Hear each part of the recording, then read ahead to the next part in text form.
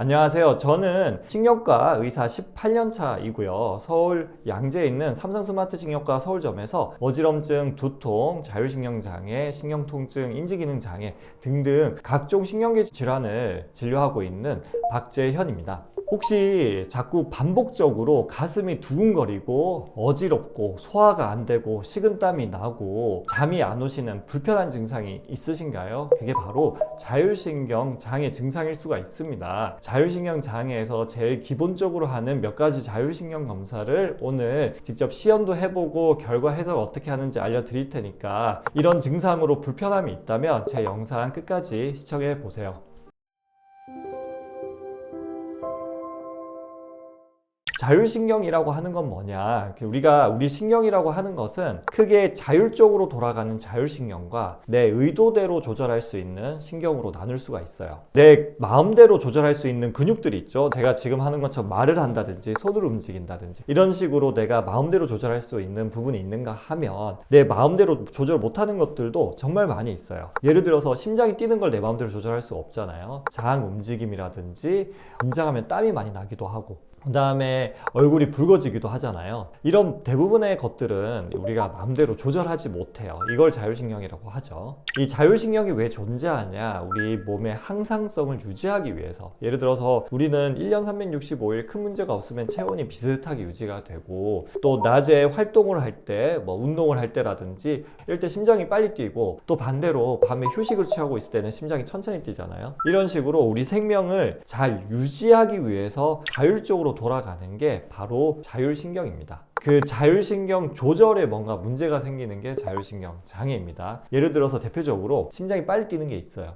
특히 밤에 자려고 누웠는데 갑자기 막 심장이 빨리 뛰고 숨이 답답해지고 막 식은땀이 나고 하면 잠을 잘 못 자겠죠. 그리고 이런 증상 때문에 내가 공포심이 많이 들고 무섭다는 거죠. 이런 게 자꾸 반복이 되는 것이 자율신경 장애라고 생각을 하시면 됩니다. 자율신경은 크게 두 가지로 나눠볼 수가 있어요. 자동차로 따지면 차를 가속하는 가속 페달과 브레이크를 잡는 브레이크 두 가지로 나눌 수 있고 가속 페달에 해당되는 게 교감신경이고요. 브레이크에 해당되는 게 부교감신경이에요. 우리가 이제 위험한 상황에서 도망쳐야 될 때, 싸워야 될 때 활성화되는 게 이제 교감신경이라고 생각을 하시면 되고 우리가 안정적일 때, 휴식을 취할 때 활성화돼서 또 마음을 편안하게 해주는 이게 이제 부교감신경이 하는 역할이고 우리가 시간에 따라서 때에 따라서 교감신경과 부교감신경이 적절하게 왔다 갔다 하면서 우리가 정상적인 상태를 유지시켜주는 역할을 합니다. 그래서 우리가 하는 검사라고 하는 거는 이 앞서 말씀드린 교감, 부교감 신경의 균형도를 본다든지 전체적인 자율신경 활성도를 본다든지 혹은 이제 말초 자율신경이 손상되어 있는지 땀 기능을 통해서 본다든지 등등을 하게 되는 겁니다.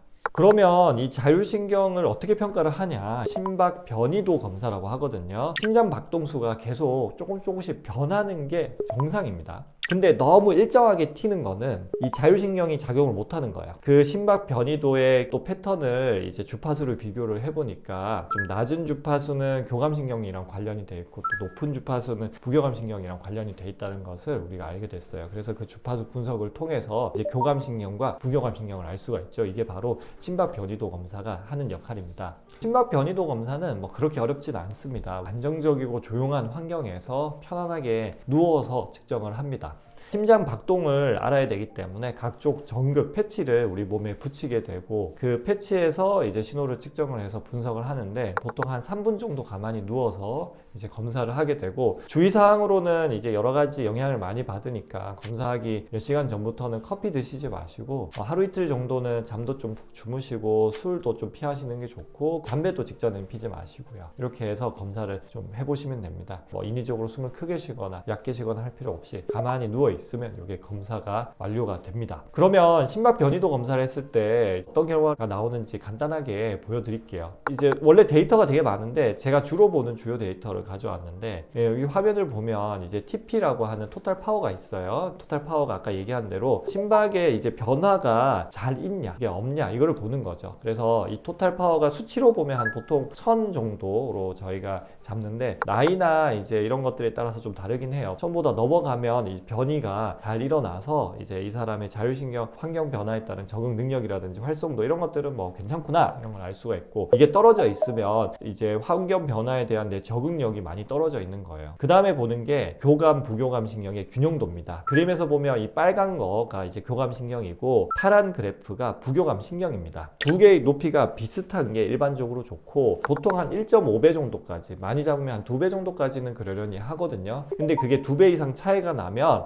이제 교감 신경이 너무 올라가 있다, 혹은 이제 부교감 신경이 너무 올라가 있다, 이렇게 되는 거예요. 이제 좀 제가 예시 그래프를 좀 보여드리면, 이분 같은 경우는 제일 왼쪽에 있는 TP라고 하는 막대 그래프가 많이 떨어져 있죠. 그리고 이제 숫자를 봤을 때는 175, 아까 얘기한 정상 수준 1000. 그러니까 이분은 또 나이가 많으신 분이 아니라 34세 정도 되는 젊은 남성분이셨거든요. 이렇게 많이 떨어져 있었다는 거는 자율신경 조절 능력이 좀 저하가 되어 있다, 좀 에너지 레벨이 떨어져 있고 그런 걸 의심할 수 있는 상태였습니다. 이제 두 번째로 보여드릴 분은 전체적인 자율신경의 활성도 TP라고 하는 거는 괜찮았는데, 이제 빨간 막대 교감신경이 많이 올라간 케이스입니다. 이제 이분 같은 경우에도 젊은 분이었는데 40대셨고, 이제 회사에서 스트레스가 되게 많았어요. 긴장되는 상황이 반복이 되다 보니까 요새는 회사가 아닌데도 자꾸 가슴이 두근거리고 식은땀이 나고 불안하고 가슴이 답답하고, 그 다음에 소화는 잘 안 되고, 이런 문제가 자꾸 반복해서 나타났어요. 특히 밤에 누워있을 때 많이 나타나서 병원에 오신 분이고, 그래서 검사를 해보니까 아니나 다를까 이 교감신경이 이 빨간 막대가 많이 올라가 있죠. 아까 제가 뭐 높이가 비슷하거나 2배 정도 되는 건 괜찮다고 말씀을 드렸는데, 지금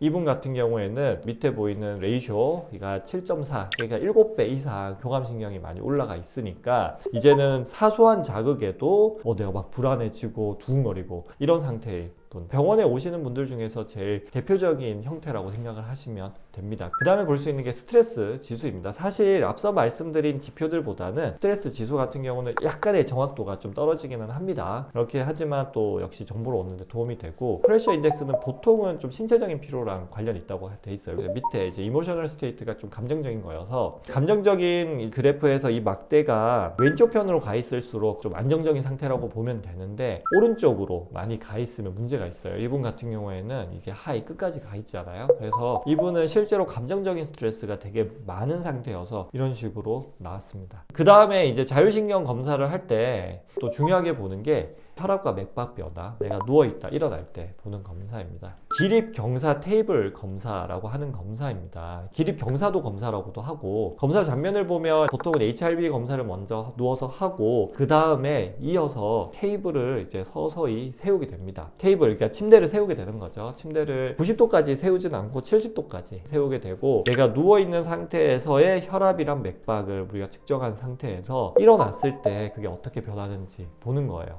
우리가 누워있으면 이게 머리, 심장, 다리라고 하면 높이가 비슷하니까 이 혈액, 혈류가 머리까지 쉽게 갈 수가 있어요. 그래서 심장이라든지 혈관이 열심히 일을 안 해도 머리에 피가 잘 가거든요. 근데 이렇게 일어나는 순간에 중력의 영향을 받으니까 피가 다리로 쏠리겠죠. 그래서 다리로 쏠리지 않게 하기 위해서는 우리 교감신경이라는 게 작용을 해서 혈관을 약간 수축을 시켜줘야 돼요. 그래서 피가 밑으로 쏠리지 않고 위로 잘 올라올 수 있게, 혹은 심장이 또 약간 더 세게 피를 짜줘서 머리로 피를 잘 보내야 되는데 그게 잘 안 되는 사람들이 있어요. 그래서 일어날 때 저혈압이 생기거나, 일어날 때 이제 교감신경이 너무 과하게 반응을 해서 맥박이 빨라지는 기립빈맥증후군이 생기거나, 이게 대표적으로 이상이 나오는 거고, 제가 샘플을 좀 보여드리면 이분 같은 경우에는 누워있을 때 혈압이 127에 67이었고 밑에 1, 2, 3, 4, 5는 시간이에요. 1분째 혈압을 측정을 해보니까 127에서 갑자기 75로 떨어지고 2분째는 69까지 떨어지는 거죠. 혈압이 확 떨어지죠. 그래서 이분은 심한 기립성 저혈압이 있고 좀 노인분이었고, 자율신경 기능도 좀 떨어지고 전립선 비대증 약도 먹고 있어서 이제 저혈압이 생기는 경우였거든요. 두 번째로 이제 보여드릴 환자분은 기립빈맥증후군이라고 합니다. 누워있을 때 이제 맥박수가 65였는데 일어나니까 혈압이 확 떨어지진 않는데 맥박이 막 올라가는 게 보이죠? 안정 상태가 65였는데 74, 102, 114, 120까지 막 올라갔고, 이때 생길 수 있는 증상은 뇌에 피가 잘 못 가니까 심장이 빨리 뛴다 라고 생각을 할 수도 있고, 두 번째 형태는 이제 교감신경이 너무 예민해서 쓸데없이 심장이 빨라지는 형태도 있거든요. 두 개가 섞여 있는 경우도 있고, 그러다 보니까 심장이 또 너무 빨리 뛰면 우리가 좀 두근거림도 생길 수 있고, 가슴도 답답할 수도 있고, 소화가 잘 안 될 수도 있고, 어지럼증이라든지 두통이라든지 이런 것들도 우리가 검사를 통해서 확인할 수가 있습니다. 그래서 이런 검사들이 저희가 제일 기본으로 하는 자율신경 검사, 이제 HRV, 기립경사도 검사였고, 이 외에도 뭐 심호흡을 한다든지 바람을 후 불면서도 자율신경 기능을 평가할 수가 있습니다. 제가 이제 또 검사실을 옮겨서 이제 보여드릴 거는 바로 말초 자율신경 기능을 평가하는 검사입니다. 말초 자율신경 같은 경우에는 우리 혈관에 주로 작용을 해서 혈관을 확장시키는 역할도 하고, 또 땀샘에 작용을 해서 땀을 분비하는 역할도 합니다. 전신적인 자율신경 장애의 한 가지 형태로 말초 자율신경이 망가지기도 해서 말초 자율신경 검사를 하기도 합니다. 이 검사는 사실 대부분의 병원들은 잘 하고 있지는 않고, 저희처럼 이제 말초 신경을 평가하는 신경과에서 주로 하는 검사라고 생각을 하시면 되고, 이게 이제 두 가지 정도 저희는 하고 있는데, 하나는 피부 전도 반응 검사와 족부 수분 검사입니다. 피부 전도 반응 검사 장면을 보면서 설명드리면, 우리가 장비로 전기 자극을 주게 되면 교감신경이 활성화가 되고, 교감신경이 활성화되면 땀샘을 쭉 짜주게 됩니다. 그래서 땀이 분비가 되는데, 그 양이 우리는 느낄 수 없을 정도로 정말 미세한 양이에요. 근데 그 미세한 양이라도 나오면 피부 이제 전류의 흐름이 바뀌게 돼요. 그래서 그 전류의 흐름이 바뀌는 걸 보고, 이 사람 같은 경우는 말초 자율신경이 정상적으로 반응을 하냐 안 하냐를 확인할 수가 있어요. 여기 그래프에 나오는 것처럼 일직선이 아니라 이렇게 출렁하는 전류의 변화가 있어야 됩니다. 그 다음에 이제 있는 게 족부 수분 검사라고 하는 겁니다. 말초 자율신경이 망가지면 땀 분비가 잘 안 되고 체온 조절이 잘 안 되는 현상이 나타나게 됩니다. 그래서 이 패치를 발바닥에 붙이고 10분을 기다려 봅니다. 원래는 파란색인데 땀이 분비가 되면 이게 핑크색으로 바뀌거든요. 근데 이게 정말 미세한 땀에도 반응을 하기 때문에 이게 변화가 없다는 거는 정말 우리가 정상적인 이제 땀 분비조차도 안 된다는 걸 의미를 해요.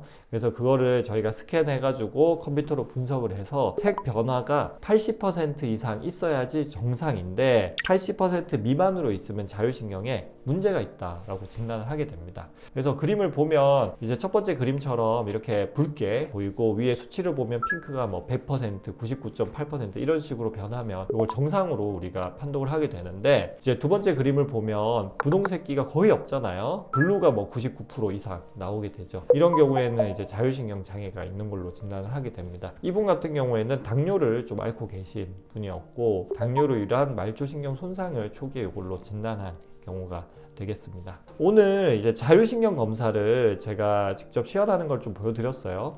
대표적으로 이제 심박 변이도 검사, 기립경사 테이블 검사, 그리고 말초 자율신경을 보는 족부 수분 검사랑 피부 전도 반응 검사를 제가 보여드렸는데, 요거 외에도 이제 몇 가지 검사들이 더 있기도 하고, 또 고난도 검사들도 있기도 해요. 신경과 의사로서 요새 우려가 되는 거는, 이 검사를 정확하게 이제 알지 못하고 의사들조차도 그냥 무분별하게 검사를 남발해서 실제로 큰 문제가 없는데 자율신경 실조증으로 진단받는 분들이 정말 많이 있다는 게 참 안타깝기도 하고요. 또 어떤 경우에는 이런 검사를 통해서 초기에 빨리 진단할 수 있는데, 이제 그거를 하지 못하고 그냥 뭐 진통제만 먹는다든지 아니면 엉뚱한 약만 먹으면서 또 세월을 보내시는 분들도 있고, 또 이제 객관적인 검사 없이 약만 또 오래오래 드시는 분들도 있습니다. 그래서 제 생각에는 이제 자율신경 장애 증상들, 지금 이제 보여드리는 어지럼이라든지 두근거림, 가슴 통증, 떨림, 메스꺼움, 만성피로, 불안, 혈압 상승 혹은 혈압 저하, 기억력 감소, 두통, 자꾸 짜증나고 불안하고 호흡곤란, 식욕 저하, 소화불량, 수면장애, 식은땀, 정말 우리 장기 전역에 자율신경이 분포해 있기 때문에 자율신경이 망가졌을 때 이런 다양한 증상들이 생기거든요. 그래서 이런 증상이 있을 때 이런 자율신경 검사를 해 본다면 여러분들의 증상을 좀 더 객관적으로 평가하고 치료받는데 큰 도움이 될 거라고 생각을 합니다. 긴 영상 시청해 주셔서 감사하고, 또 궁금한 게 좀 많으실 것 같아요. 이번 영상에 대해서는 댓글 남겨주시면 제가 틈나는 대로 답을 달아드리도록 하겠습니다. 신경과 전문의 박재현이었습니다.